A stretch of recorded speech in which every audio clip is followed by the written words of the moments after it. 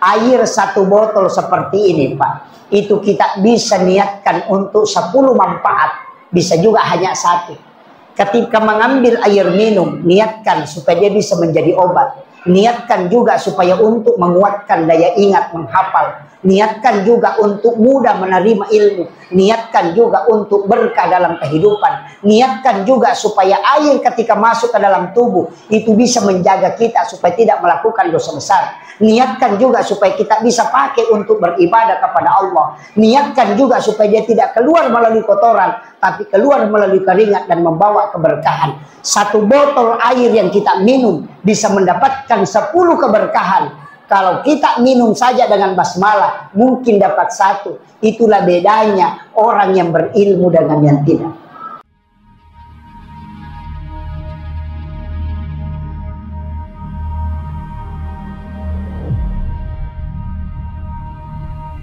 Kenapa sebenarnya kita memperingati kelahiran Nabi?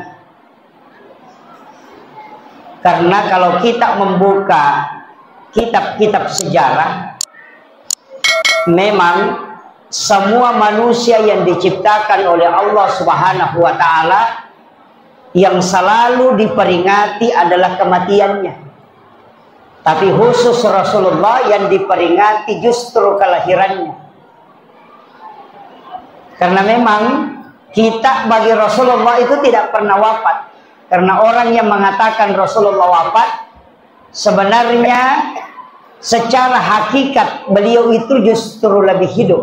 Dari situlah sehingga salam kepada Rasulullah menggunakan kalimat Assalamu alaika ayyuhan nabi wa rahmatullahi wa barakatuh. Assalamu alaika ya Rasulullah. Tapi saya ingin sampaikan bahwa beliau itu menjadi seorang waliullah, kekasih Allah, bukan karena ilmu fikih saja, tapi karena keluasan ilmu beliau menggabungkan ilmu tasawuf, ilmu fikih dan ilmu tauhid. Nah, saat sekarang ini agama kita mulai dikotak-kotakkan. Seakan-akan selalu dikatakan tasawuf ini justru bid'ah dan ilmu sesat. Padahal ilmu agama tanpa tasawuf itu fatal, Pak. Karena orang sholat karena syariat, maka dia bisa tahu sah tidak sholatnya.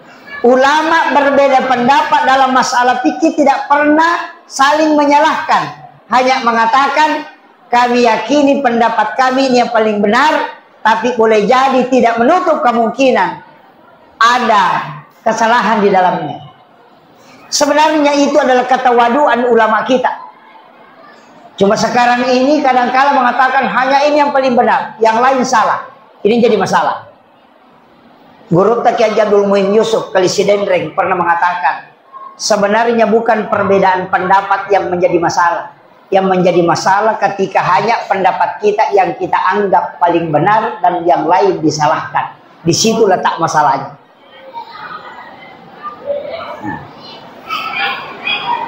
Kemudian yang kedua, ada kajian iman. Ulamanya disebut murabbi, ilmunya disebut teologi. Kajian ini masuk kajian tauhid. Mazhabnya Mu'tazilah, Jabariyah, Qadariyah, Sunni dengan Syiah, Ahlus Sunnah wal Jamaah. Kalau naik 1 tingkat, ada kajian ihsan. Inilah kajian tasawuf. Ulamanya disebut mursyid. Mazhabnya disinilah muncul tarekat Khalwatiyah, Samam Yusufiyah, kemudian Qadiriyah, Naqsabandiyah. Di sini semua muncul. Itulah mazhabnya. Makanya dalam agama belajar fikih penting untuk tahu sah tidaknya ibadah. Belajar tauhid penting supaya kita bisa mengenal siapa yang disembah. Tapi belajar tasawuf lebih penting karena hakikat ibadah dan kenikmatan semua ibadah di situ berada. Makanya anak-anakku yang belajar di madrasah di masjid ini, memang tradisi ulama kita itu tidak boleh hilang. Ngaji ke ulama yang sekarang ini bahaya. Karena banyak yang ngaji langsung ke YouTube. Istilahnya YouTube langsung ke hadisnya langsung. Tidak ngaji ke ulamanya. Sehingga hadis diterjemahkan sesuai pemahamannya. Wah, itu fatal, Pak. Saya itu kalau ceramah dipastikan tidak pernah mengeluarkan pendapat pribadi. Saya kalau ceramah selalu mengatakan menurut Andre Gurutta Profesor Doktor ini, menurut Andre Gurutta Kiai Abdurrahman Ambodalle, menurut Imam Syafi'i, menurut Imam Malik, menurut Abu Hanifah. Saya tidak pernah mengatakan menurut saya begini. Kenapa? Saya tidak mau susah kelak di hari kemudian. Nanti kalau di hari kemudian saya ditanya, kenapa begini pendapatmu? Saya bilang itu Imam Tasyafi yang bilang, tanya dia.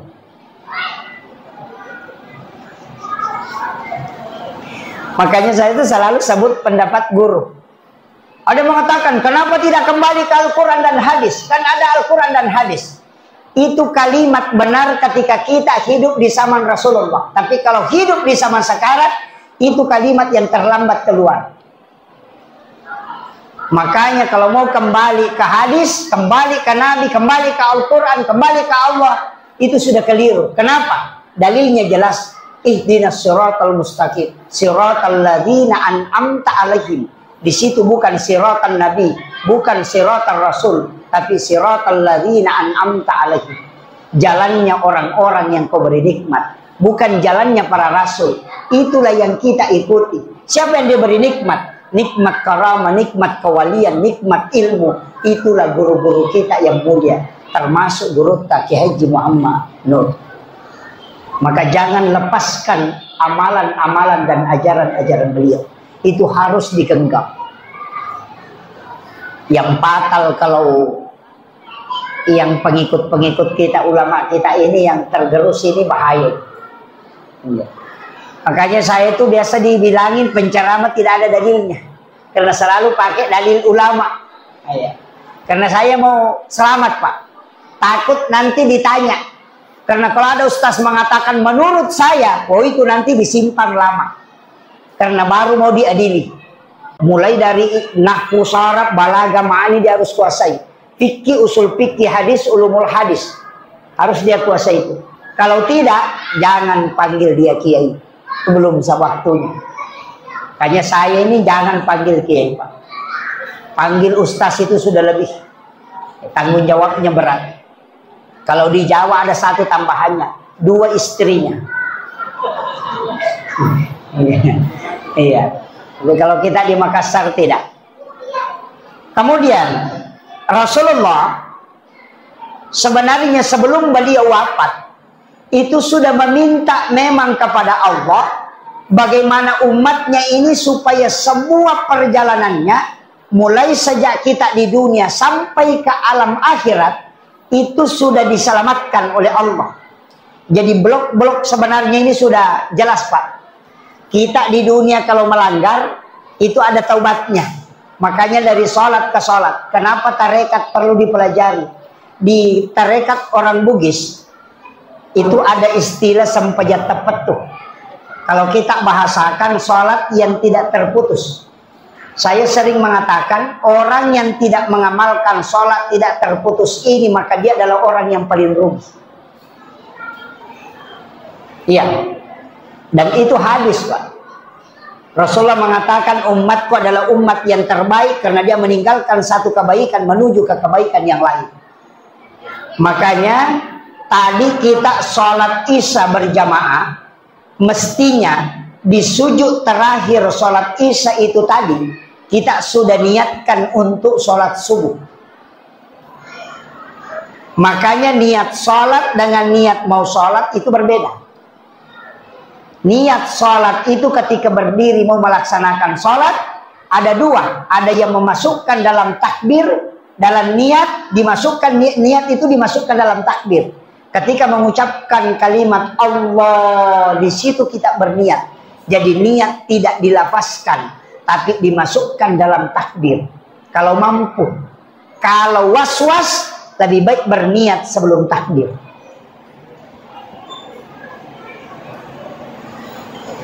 Itu niat sholat. Tapi kapan niat mau sholat? Ketika kita sujud terakhir atau sebelum salam. Itu ada dua tempat.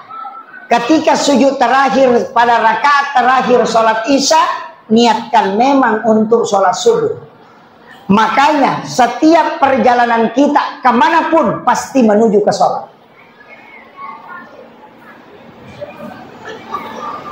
Bapak ke pasar pasti menuju ke sholat.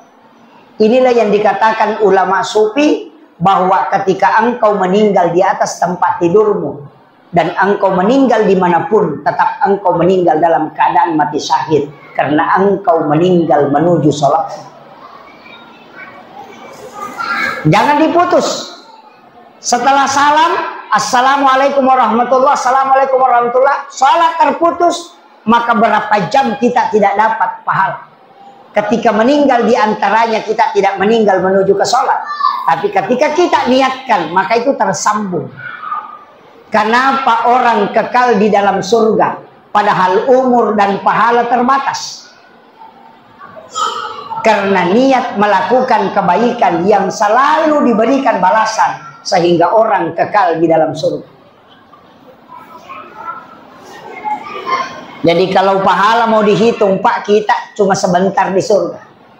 Tapi karena niat melakukan kebaikan terus menerus, ketika Allah takdirkan kita wafat, tapi niat pahalanya terus jalan, itulah yang membuat orang kekal di dalam surga. Makanya sambung terus ya. Sholat isya ke sholat subuh ke sholat duhur ke sholat asar. Niatkan terus. Itu yang disebut dengan sholat yang tidak terputus. Maka dia sempejat tepat tuh. Kenapa menutup sholat itu dengan salam? Salam itu kan ada dua, ketemu atau berpisah. Makanya salam ke kanan karena menyambung waktu sholat. Berikutnya salam ke kiri karena melepaskan waktu sholat sesudahnya. Jangan lepaskan lebih dulu sebelum kau menyambung yang sebelumnya. Itulah orang yang paling beruntung. Yang kedua, dari tidur ke tidur. Karena tidur ini juga bisa berpahala, tapi tidur juga bisa sia-sia. Ada tidur yang berpahala. Yang mana? Yang pertama, tidurnya orang untuk sholat atau ibadah. Yang kedua, tidurnya orang istirahat dari sholat untuk sholat. Yang ketiga, tidurnya orang menghindari dosa. Itu 3 tidur yang berpahala. Jadi kalau mau tidur kalau malam, niatkan memang saya mau tidur cepat supaya bisa bangun sholat tahajud. Kalau tidak bangun sholat tahajud, niatkan saya mau tidur, mudah-mudahan saya mau bangun untuk sholat subuh. Berapa lama kita tidur, maka itu dinilai ibadah karena tidurnya untuk sholat.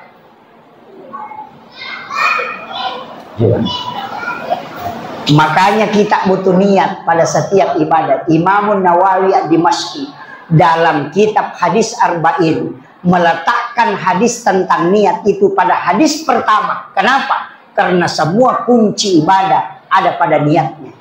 Air 1 botol seperti ini, Pak, itu kita bisa niatkan untuk 10 manfaat, bisa juga hanya 1. Ketika mengambil air minum, niatkan supaya dia bisa menjadi obat. Niatkan juga supaya untuk menguatkan daya ingat, menghafal. Niatkan juga untuk mudah menerima ilmu. Niatkan juga untuk berkah dalam kehidupan. Niatkan juga supaya air ketika masuk ke dalam tubuh itu bisa menjaga kita supaya tidak melakukan dosa besar. Niatkan juga supaya kita bisa pakai untuk beribadah kepada Allah. Niatkan juga supaya dia tidak keluar melalui kotoran, tapi keluar melalui keringat dan membawa keberkahan. 1 botol air yang kita minum bisa mendapatkan 10 keberkahan. Kalau kita minum saja dengan basmalah, mungkin dapat 1. Itulah bedanya orang yang berilmu dengan yang tidak. Sebenarnya sederhana, Pak. Jadi kalau mau minum, jangan sembarang minum. Jangan langsung bismillahirrahmanirrahim, langsung dihantam. Niatkan memang. Orang yang biasa pergi umrah, kadangkala ada yang berbolak-balik ke WC buang air kecil. Coba niatkan. Ketika mau minum, berdoa, ya Allah, jangan air ini aku mohon kepadamu Jangan dia keluar melalui air kencing, tapi keluarkan melalui keringat. Orang itu bisa bertahan tidak buang air kecil sehari semalam hanya karena berdoa meminta berkah air yang dia minum. Saya dapat satu sejarah, pernah membaca satu risalah Ki Halil Bangkalan ketika menuntut ilmu di Mekah. Dia 1 bulan tidak buang hajat karena setiap makanan yang dia makan dia berdoa supaya dia tidak meletakkan kotoran di tanah haram. Itu doanya para ulama. Makanya ulama-ulama kita itu sungguh sangat luar biasa, Pak. Saya itu punya alasan sederhana yang selalu menyalahkan maulid dan membidahkan, menyalahkan barasanji, menyalahkan baca doa bersama, menyalahkan ini, mengatakan pelakunya adalah bid'ah, masuk neraka. Saya punya jawaban singkat saja, Pak. Semua ulama yang melaksanakan barasanji, Andre Guru Taki Haji Abdul Rahman Ambodalle, Andre Guru Taki Haji Muhammad Nur, Andre Guru Taki Haji Abdul Muin Yusuf Kalisidendre, semua ulama Andre Guru Taki Haji Sanusi Baco melaksanakan maulid Isra Mi'raj barasanji mahalul qiyam. Seandainya perbuatan itu bid'ah, tidak mungkin dia jadi wali. Coba. Dan orang dipastikan keselamatannya ketika dia wafat. Karena yang hidup seperti saya ini belum tentu selamat. Tidak tahu ujungnya bagaimana. Tapi ulama kita yang telah menanamkan semua itu, memerintahkan, coba lihat. Andre Guru Taki Haji Abdul Rahman Ambodalle adalah waliullah. Guru tak Sa'ada, Guru Taki Haji Abdul Malik Belawah, Guru tak yang ada di Makassar ini luar biasa. Semua mereka bermaulid dan beliau menjadi wali. Tidak mungkin menjadi wali kalau bukan kekasih Allah, dan pasti disenangi oleh Rasulullah. Tapi coba balik, yang tidak bermaulid, yang selalu membidahkan, adakah ulamanya yang jadi wali? Coba cari. Makanya saya balik pertanyaan, mau ikuti yang jelas atau yang tidak jelas?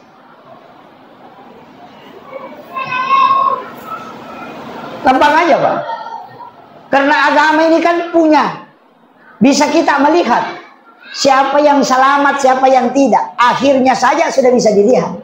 Karamahnya Gurutta itu muncul. Kenapa dinampakkan? Supaya kita tahu bahwa ini benar orang soleh.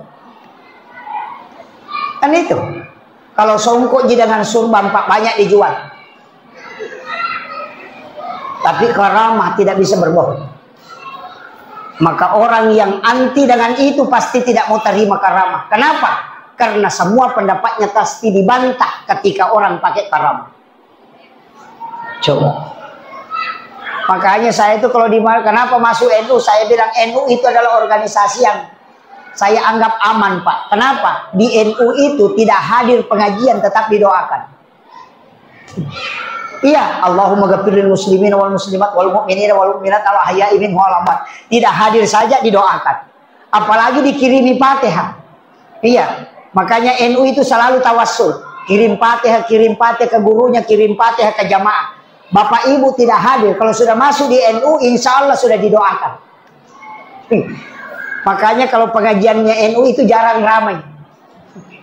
Karena biar tidak datang didoakan. Tapi biasanya yang lain kalau tidak datang tidak didoakan. Itu makanya jangan khawatir. Kita itu punya sanad, ulama kita itu luar biasa, Pak. Ilmunya itu bersambung terus. Guru Taki Haji Muhammad Nur ini belajar di Mekah, mengambil silsilah tarekatnya dari sana, mursyidnya dari sana, ke sini kemudian mengajarkan murid-muridnya. Kita lihat luar biasa. Maka itu adalah aset kita. Jangan sampai ini hilang. Karena orang masuk surga itu, Pak, jalurnya apa? Ada dua.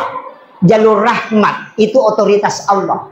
Jangan nilai pahala kalau rahmat, tidak melihat pahala. Makanya ada WTS, wanita WTS yang memberi minum kepada anjing yang kehausan, itu Allah masukkan ke dalam surga. Bukan lihat pahalanya, tapi itu karena Allah memberi rahmat, karena dia menyelamatkan nyawa. Jangan lihat pahala, itu otoritasnya Allah. Makanya banyak sekarang ini, Pak, langsung memvonis orang masuk neraka, masuk neraka. Saya bilang ini mendahului orang. mendahului Allah ini. Dan yang paling fatal, dia menggunakan hadis Nabi untuk menjauhkan umatnya dari Rasulullah. Sekarang muncul hadis-hadis Nabi dipakai menjauhkan. Orang tahlilan masuk neraka. Masa orang kafir 100 tahun baca la ilaha illallah berhenti kafir. Tapi orang Islam baca la ilaha illallah jadi kafir. Coba, masuk akal tidak? Orang kafir 30 tahun baca la ilaha illallah jadi Islam. Masa orang Islam baca la ilaha illallah jadi kafir? Coba pikirkan. Bahkan saya ini tapi ini agak kasar ya, mohon maaf. Ini agak kasar. Sebenarnya orang yang menyalahkan ulama kita ini itu sama dengan orang yang pergi nonton bola 10 orang. Kemudian ada 1 orang ke Pak Polisi, kasih tahu Pak Polisi, teman saya hilang. Pak Polisi tanya, berapa temanmu yang hilang? Dia bilang 9. Bilang, berapa orang kau memang? Dia bilang 10. Dia bilang, Pak Polisi, bukan dia yang hilang, kau yang hilang. Tapi karena dia yang melapor, makanya dia bilang orang yang hilang. Padahal dia yang hilang, karena orang 9 orang dia sendiri. Ini sama dengan orang yang selalu menyalahkan kita ini. Dia yang salah, nah kita yang salahkan. Coba.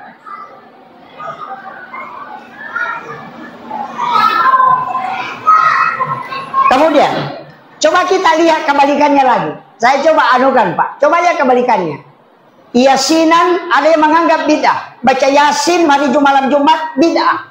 Saya mengatakan, dari mana dapat dalil melarang orang baca Quran?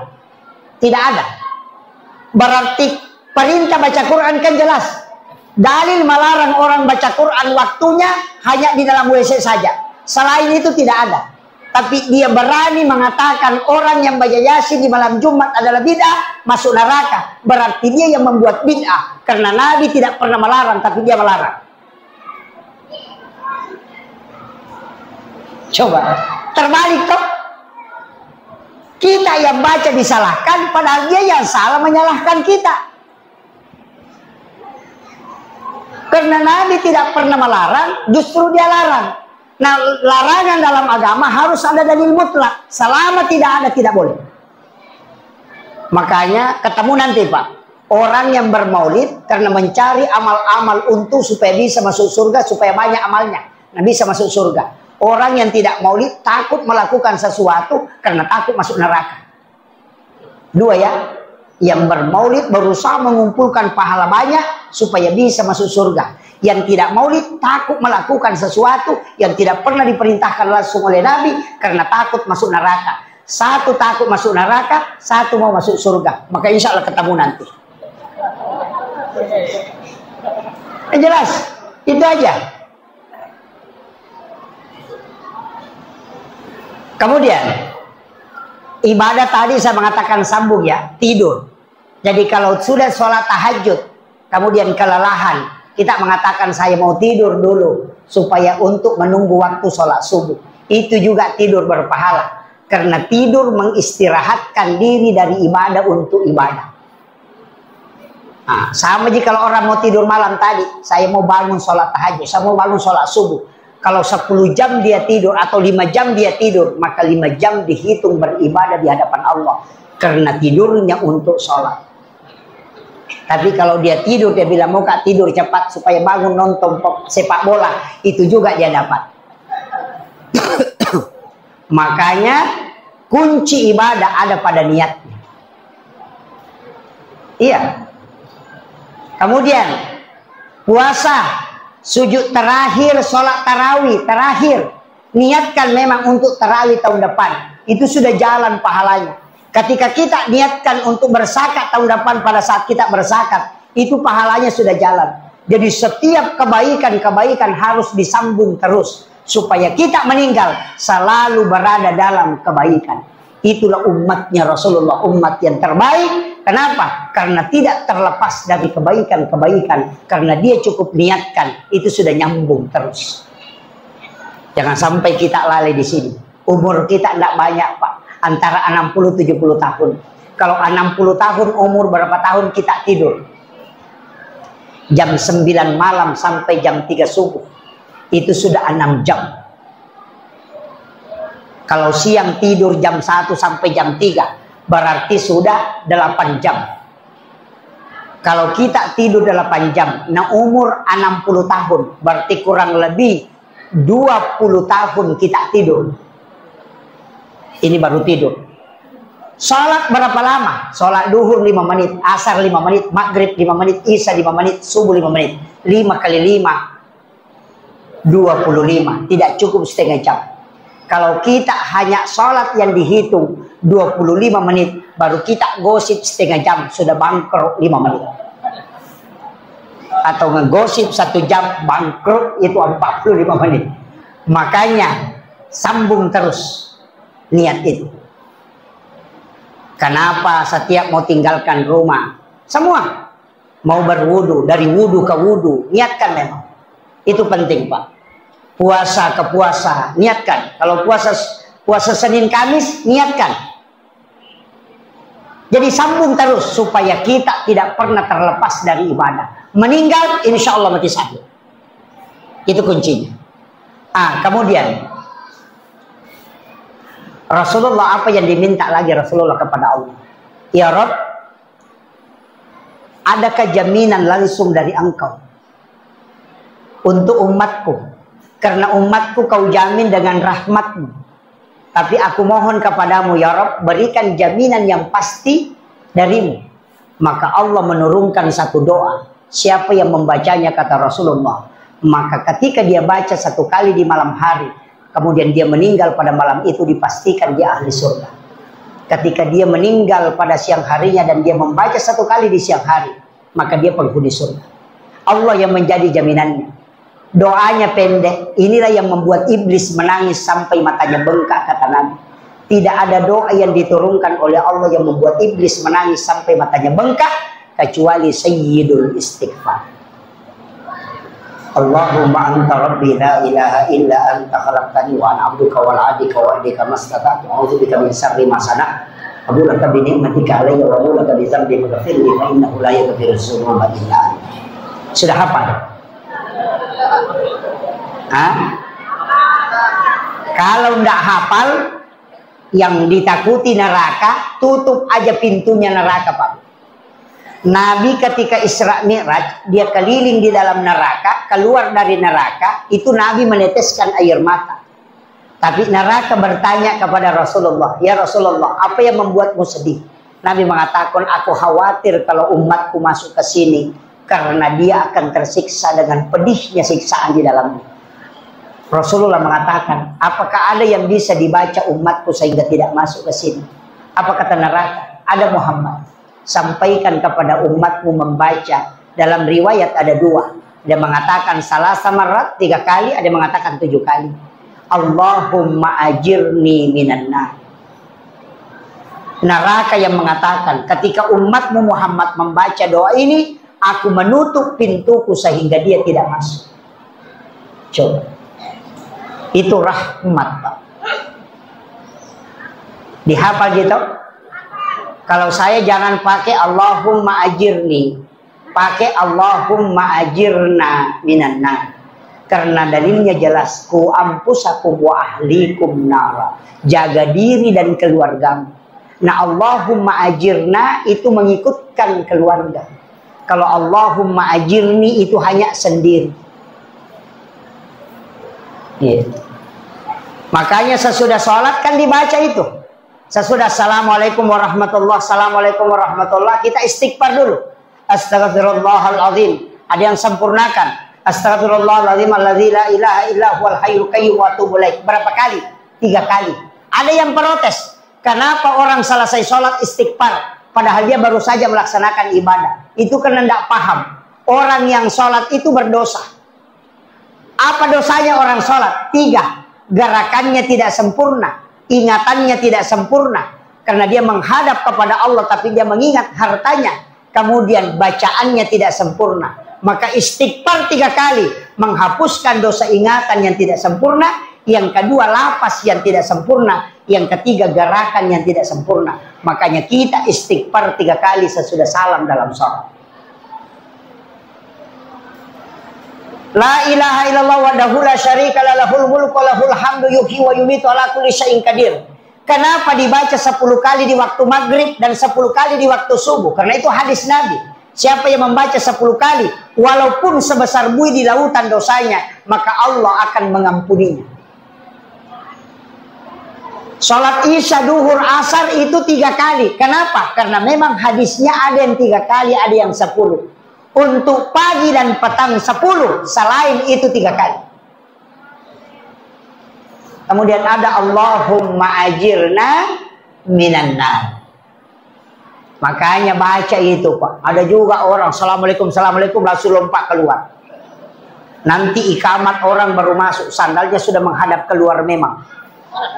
Tapi tidak ada di sini. Tidak ada ya. Tenanglah di masjid. Datanglah sebelum azan dikumandangkan. Imam Malik mengatakan, kalau mau lihat orang malas adalah orang yang datang ketika azan dikumandangkan. Jadi orang yang datang setelah azan dikumandangkan, maka itu orang malas. Karena nanti datang kalau dipanggil.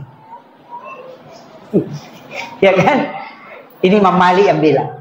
Jadi datang sebelum dipanggil. Jadi kalau ada orang azan pi baru datang, orang malas itu. Karena dipanggil pi baru datang. Ya. Tapi kalau dia datang sebelum dipanggil, itu orang rajin. Makanya cahayanya orang yang menunggu waktu itu dari kemudian seperti bulan purnama. Nah, ini penting ya. Tapi bagaimana Ustaz? Saya sholat di rumah. Wah, itu bagus. Tapi berwudu memang sebelum masuk waktu sholat, duduk di atas sajadah, kemudian berzikir sambil menunggu waktu azan. Itu istimewa, Pak. Bikin tempat sholat di rumah. Jangan musola lah, tapi mihrab. Ya, makanya tempatnya imam itu dikasih 2 lapis. Ada lapisan bawah, ada sajadahnya. Karena Nabi Zakaria membuatkan tempat sholat itu Maryam, itu 2 anak tangga. Maryam kan masih gadis, tapi gadis belia. Ada mengatakan umur antara 8 dan 9 tahun. Diambil Nabi Zakaria karena dia tidak punya anak. Diambillah kemanakannya, dia bawa ke rumahnya. Dia buatkan kamar, bilik. Di dalam biliknya dia buatkan tempat sholat. Itulah yang disebut mihrab. Bukan musola, tapi tempat sholat pribadi. Tapi dia 2 anak tangga. Makanya tempat sajadah imam itu 2 lapis. Kemudian dia kunci dari luar. Dan yang pegang kuncinya Nabi Zakaria dengan istrinya. Jendela semua ditutup kunci mati. Sehingga Maryam tidak bisa keluar. Hanya pintu itu dibuka ketika mau dibawakan makanan oleh Nabi Zakaria dengan istrinya. Maryam disimpan di dalam bilik, dalam kamar, tidak diizinkan keluar oleh Nabi Zakaria. Begitu caranya menjaga anak perempuan. Kalau kita dikasih kunci motor.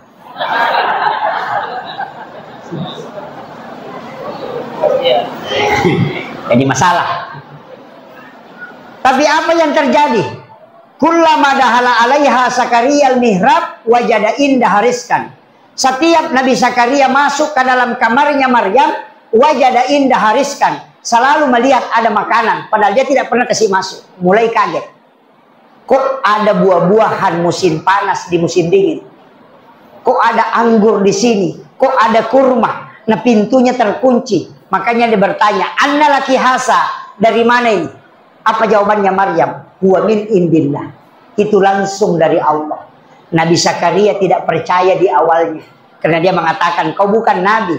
Anak gadis belia perempuan. Bukan Nabi. Tapi kenapa langsung dikasih katanya makanan dari Allah.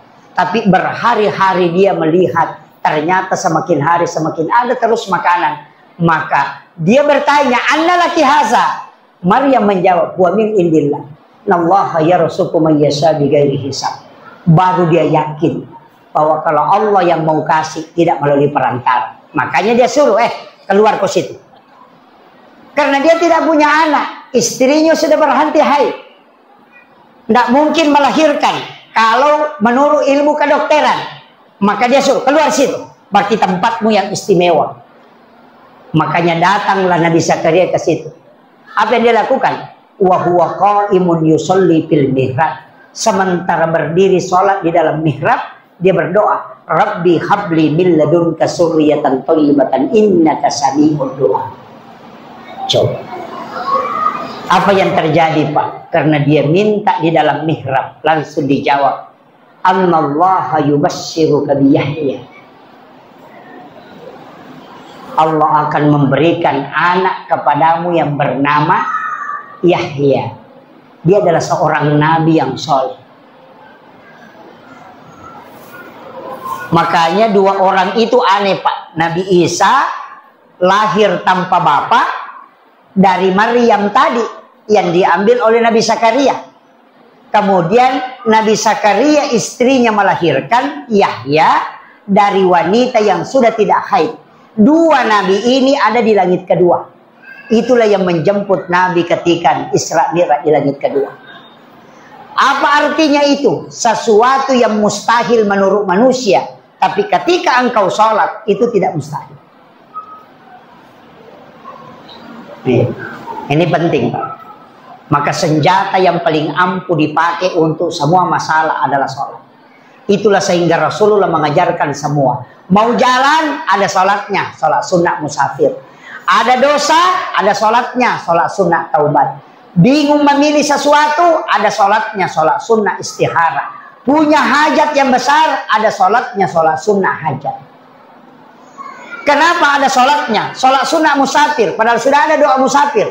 Kenapa kita tidak berdoa? Karena kalau doa menunggu waktu untuk dilapor.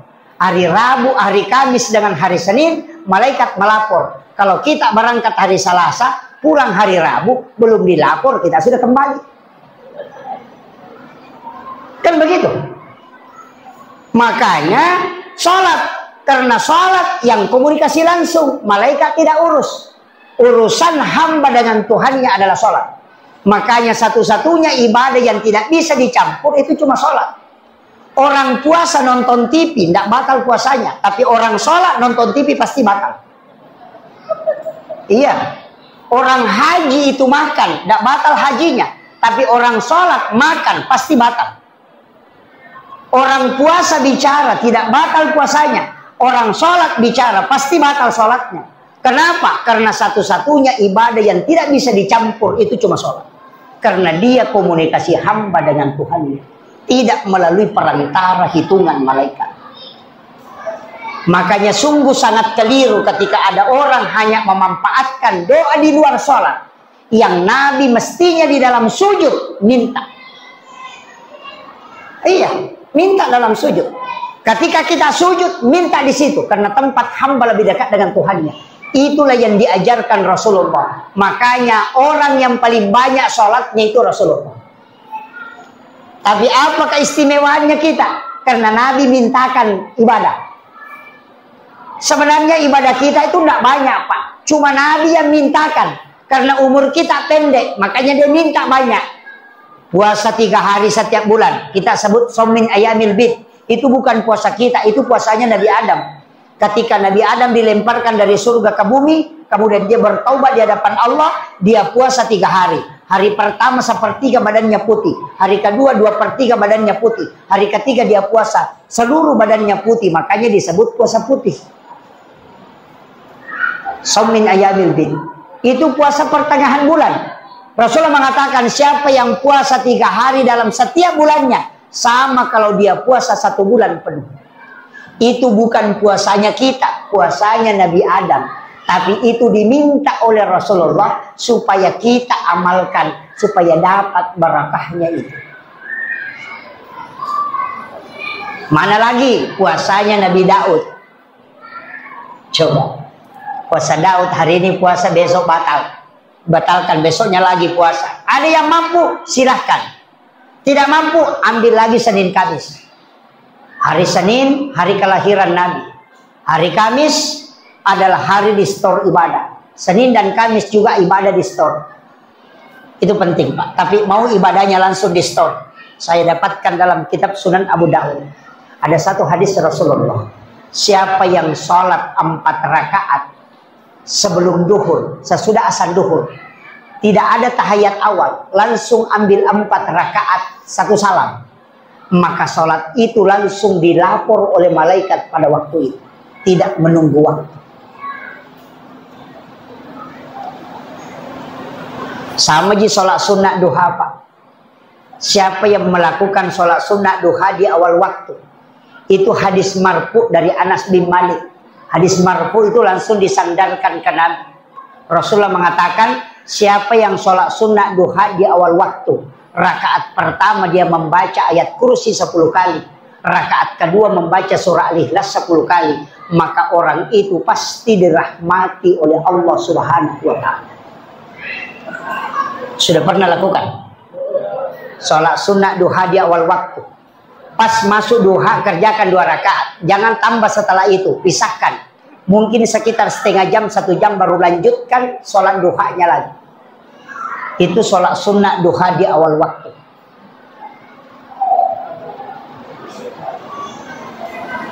Banyak sekali sholat sunnah, Pak. Saya pernah mengkaji sholat sunnah, ada kurang lebih 200, hampir 300 sholat sunnah itu jumlahnya. Bukan rakaatnya, tapi jumlahnya memang. Ada sholat sunnah utaka, ada sholat sunnah mutlaka, ada sholat sunnah awabin, ada duha, ada sholat sunnah tahwini sakratil maut. Ini juga yang jarang orang lakukan. Sholat sunnah tahwini sakratil maut. Sholat sunnah supaya tidak berat dalam sakarat, dilapangkan kubur dan dimudahkan melewati titian siratal mustaqim. Itu sholat sunnah dikerjakan pas selesai sholat maghrib di malam Jumat. 2 rakaat, tapi sholat sunnahnya maghrib. Setelah sholat maghrib, kerjakan 2 rakaat sholat sunnah tahwini sakratil maut. Itu hadisnya hasan. Apa surahnya? Rakaat pertama baca izazul 15 kali. Rakaat kedua izazul juga dibaca 15 kali. Itu sholat sunnah tahwini sakratil maut. Sudah pernah kerjakan? Belum juga. Iya. Tapi satu sholat sunnah jangan tinggalkan, Pak Bu. Sholat sunnah apa? Kalau semua sholat sunnah tidak bisa dilakukan, satu saja jangan tinggalkan. Sholat sunnah witir. Jangan tinggalkan witir, walau hanya 1 rakaat. Karena satu-satunya sholat yang dijamin oleh Allah sebagai kekasihnya ketika dia kerjakan, orang kerjakan, adalah sholat sunnah witir. Makanya orang yang berwitir sebelum tidur pasti tidak diganggu jin. Tidak bakalan. Kalau ada orang sering gangguan, suruh sholat witir baru tidur, tidak akan. Kemudian yang kedua, orang yang sholat witir sebelum tidur, pasti kalau dia bermimpi itu isyarat, bukan bunga tidur. Saya dapat dari mursyid kami itu mengajarkan itu. Makanya orang yang sholat witir sebelum tidur ketika bermimpi, cari maknanya itu pasti ada. Dan jin tidak bisa ganggu orang yang berwitir sebelum tidur. Itu kuncinya. Makanya Nabi mengatakan berwitir, janganlah kalian tidak berwitir walau hanya salah 1 rakaat. Walau rakaatan, kata Nabi. Jangan tinggalkan witir, Pak. Apalagi ibu-ibu, jangan tinggalkan witir. Itu sholat sunat wali itu. Mau jadi kekasih Allah witir. Tapi jangan juga banyak dosa ya, Bu. Jangan banyak dosa ya, Bu. Janganlah. Media sosial sekarang bahaya sekali. Bayangkan kalau Facebook, 5.000 teman di Facebook, kita share berita bohong, maka 5.000 tempati bertanggung jawab. Bayangkan itu. Dengan 1 ketukan jari telunjuk, itu bisa pertanggungjawabannya 5.000 orang. Belum lagi ketika orang lain share, maka kita juga dapat bagian dari situ. Hati-hati betul. Hati-hati. Kadang-kala ibu-ibu kalau ada masalahnya langsung bikin status. Iya, aku menyesal. Wah, ternyata kau begitu. Wah. Seandainya aku tahu memang dari dulu tidak bakalan. Padahal 3 cucunya. Iya. Kalau ada masalah, jangan masukkan di Facebook. Ambil air wudhu, kemudian sujud, minta petunjuk kepada Allah. Itu solusi paling cepat. Kalau masuk di Facebook, tidak ada solusinya. Coba bikin status. Saya punya utang 300.000. Siapa sahabat FB yang bisa lunasi? Pasti hanya bilang, up. Tidak ada yang minta nomor rekening. Ya kan? Iya. Ada masalah? bikin status, pasti yang komen udah di bawah. Bilang ternyata kau begitu, langsung komen di bawah, sabar saya. Ini ibu-ibu sekarang banyak sekali tahu persoalan.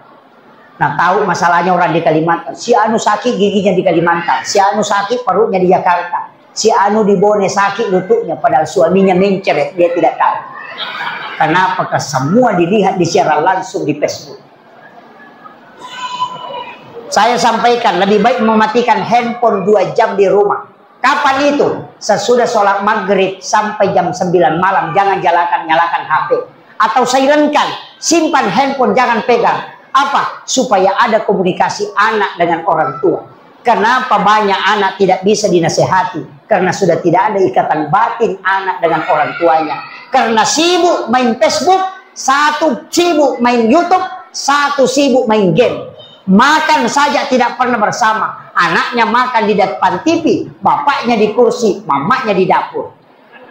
Berkah dicabut. Makanya saya sampaikan, coba kita matikan atau tidak pegang handphone 2 jam saja di rumah. Supaya orang tua dengan anaknya ada komunikasi. Istri dengan suaminya. Makanya saya sering kasih tahu anak saya, nak, ketika saya pulang ceramah, tiba di rumah di pesantren seperti ini, kau duduklah bersama, kita makan bersama. Jadikan ini momen istimewa. Karena tidak tahu, mungkin engkau atau saya yang mati besok. Jadi setiap bersama keluarga, jadikan itu momen yang paling berharga. Karena kita tidak tahu siapa yang lebih dulu dicabut nyawanya oleh Allah.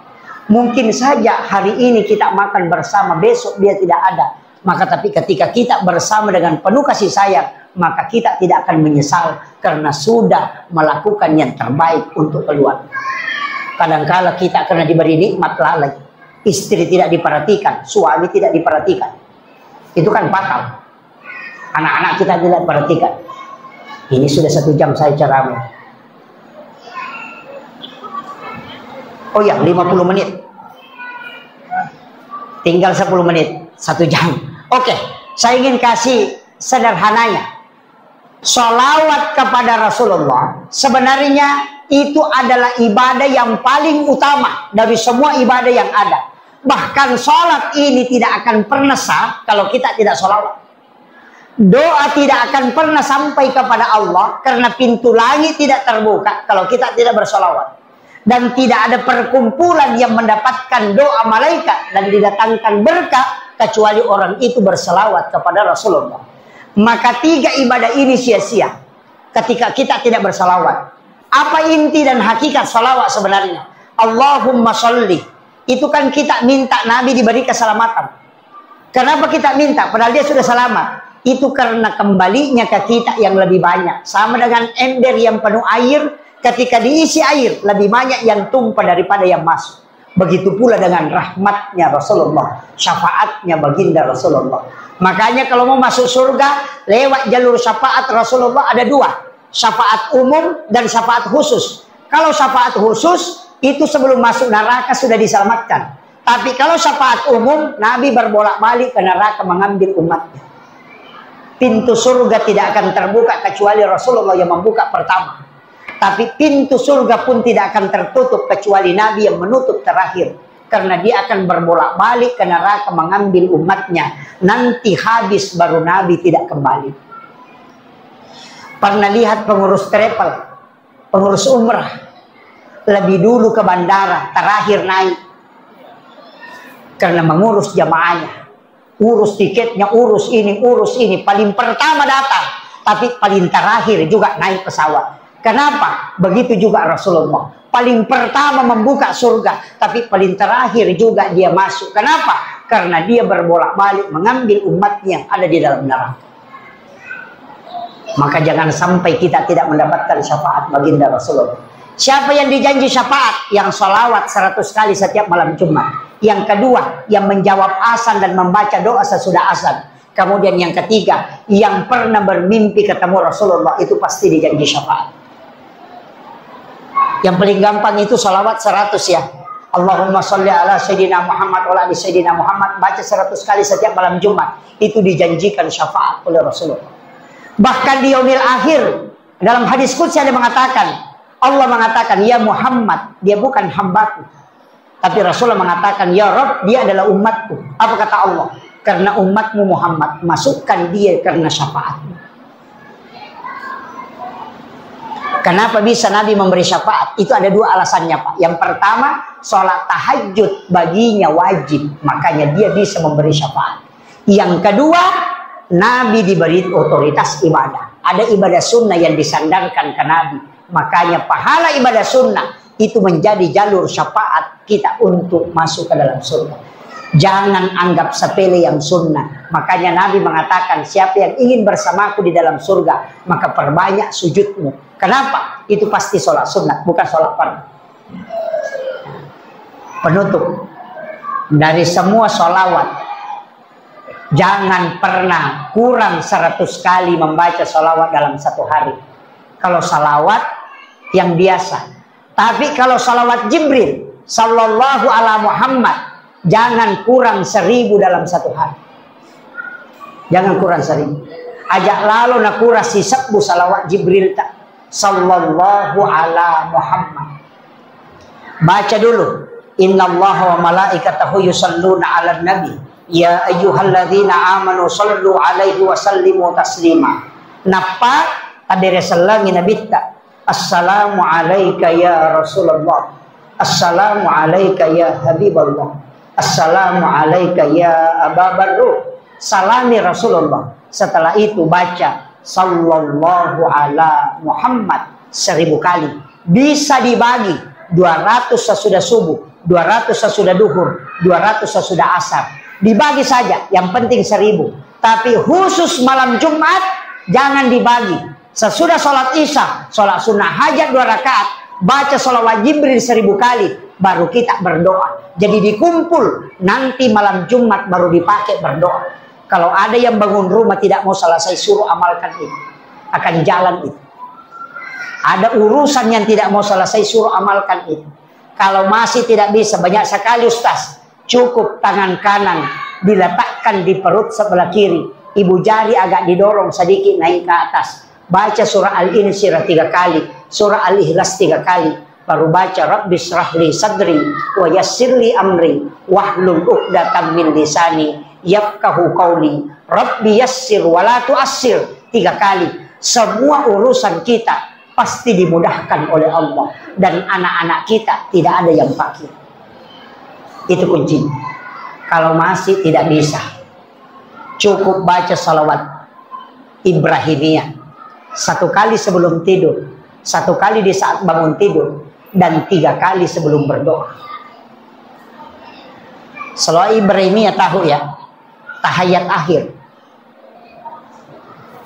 Apa gunanya? Siapa yang membaca salawat Ibrahimiyah 3 kali kemudian berdoa, itu pintu langit dibuka oleh Allah. Itulah salawat yang paling sempurna kata Rasulullah. Saya kira ini yang penting saya wasiatkan Bapak Ibu sekalian. Saya untuk semakin anak saya di Mesir. Pernah saya WA itu sholat Jumat. Sholat sunnah Jumat yang 200 surat Ikhlas. Oh iya, orang disampaikan. Oh iya. ada yang minta ini untuk disampaikan. Sholat sunat yang 4 rakaat sebelum sholat Jumat, sholat sunnah mutlakah. Di kitabnya Imamul Ghazali itu ada. Kitab Bidayatul Nihayah.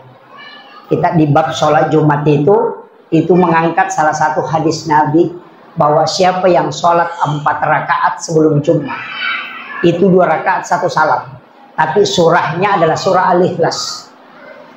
Siapa yang melakukan 4 rakaat sholat sebelum Jumat, maka dia tidak akan meninggal kecuali dia melihat tempatnya di surga. Itu sholat berat dilakukan Pak, karena surah Al-Ikhlas rakaat pertama, rakaat kedua juga surah Al-Ikhlas. Setelah salam berdiri lagi mengambil 2 rakaat.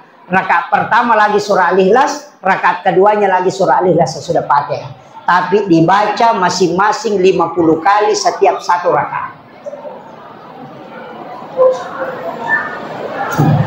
Ayo. Masing-masing 50 kali berarti 200 suratul Al-Ikhlas. Bisa kira-kira. Tapi siapa yang melakukan itu, dia tidak akan mati kecuali melihat tempatnya di surga. Itulah kenapa banyak ulama kita tahu bahwa saya tidak akan mendapati lagi Jumat berikutnya. Karena ketika sudah dinampakkan, dia yakin bahwa ini sudah Jumat terakhir. Itulah yang diketahui ulama-ulama kita. Tapi amalan itu bukan amalan sembarang. Memang harus betul-betul siap. Tapi biar tidak dikerjakan di masjid, bisa di rumah. Jam 10 sudah mulai kerjakan. Itu. Karena sholat ini dikerjakan di hari Jumat, tapi itu menjelang di akhir-akhir duha, paling bagus sebenarnya. Itu kalau mampu. Tapi 50 surah Al-Ikhlas setiap satu rakaat. Kalau mampu. Nah, kalau tidak mampu, niatnya memang sholat sunat mutlak. Itu ada di kitab Imam Al-Ghazali. Saya kira cukup sekian. Akhirul kalam, wallahul muwaffiq ila aqwamit thoriq. Nasrun minallahi wa fathun karim wa basyiril mu'minin. Assalamualaikum warahmatullahi wabarakatuh.